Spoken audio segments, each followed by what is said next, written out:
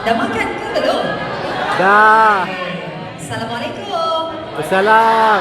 Okey, dan juga salam sejahtera bagi pegawai Islam. Okey, pertama sekali saya mewakili Simplicity ingin mengucapkan setinggi-tinggi penghargaan dan terima kasih di atas sokongan berterusan anda semua terhadap jenama Simplicity selama ini. Tanpa sokongan anda semua, Simplicity tidak akan berada di sini. Dan juga Alhamdulillah hari ini saya diberi kesempatan untuk bersama-sama dengan anda. Mesti you all tengah risau kan, Siti Nurhalizan datang ke tak? Ya. Okey, Alhamdulillah kerana ialah semalam saya mengalami kemalangan dan Alhamdulillah juga Allah lindungi saya daripada kecederaan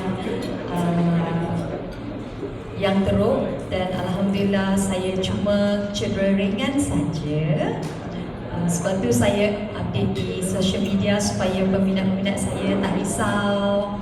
Ada ke yang menangis-nangis ke? You ke? Sayang kat sini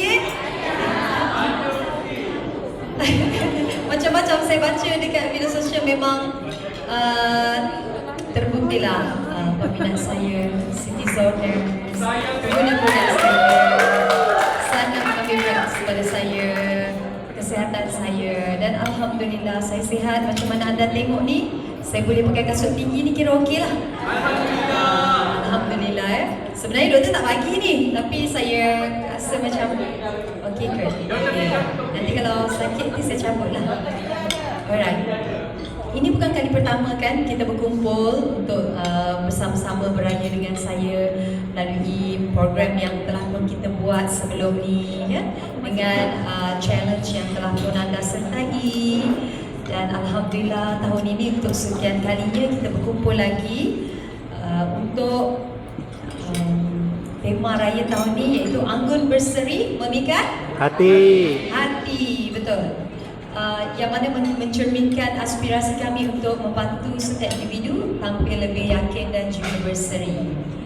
Alhamdulillah saya percaya produk-produk saya dapat melengkapkan rutin kecantikan harian anda dan lebih mudah, praktikal dan menyerlahkan keanggunan semula jadi. Sepanjang acara ini, kami berharap anda semua dapat menikmati pelbagai aktiviti yang telah pun disediakan. Saya beritahu anda terus start lebih awal lagi tadi kan. Mana yang dah jam selera jangan berhenti, masih ada lagi jamuan saya rasa. Ya, silakan. Dan juga ada aktiviti raya yang disediakan serta anda berpeluang memenangi hadiah menarik seperti produk Simplicity, ada duit raya dan juga Duit raya. Dan juga tudung Afiah yang kita sediakan. Ya ke? Oh, doktor kata saya kena rehat hari ni tak boleh nyanyi. You all akan nyanyi untuk saya ya. Anda juga boleh mencuba sendiri rangkaian produk Simplicity dan juga membeli produk kegemaran anda. Di sini kita buka kaunter juga lah ya. Alang-alang mana tahu ada yang nak top-up stok kan yang dah habis kan. Dan juga mungkin ada di antara anda semua yang melihat di meja VIP kita ada mungkin pengurusan baru, kita boleh berikan kepada KV